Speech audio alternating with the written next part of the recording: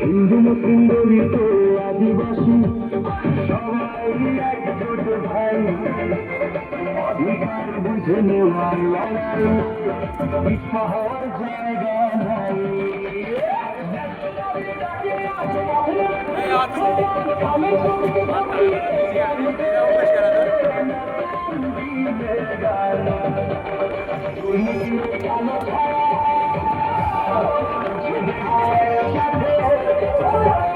তুমি কৃষক বানাবে